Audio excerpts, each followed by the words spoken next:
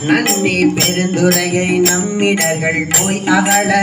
எண்ணி எழு கோவலி கரசை பண்ணி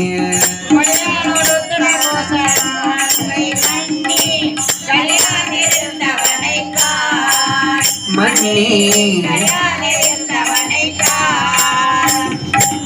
காணும் கரணங்கள் எல்லாம் பேரின்பமென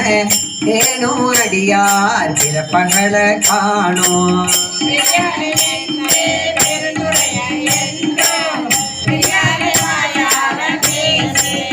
என்றோ பேசும் பொருளுக்கு இலக்கிதமாம் பேச்சிருந்த மாசின் மணியின் மணி வார்த்தை பேசு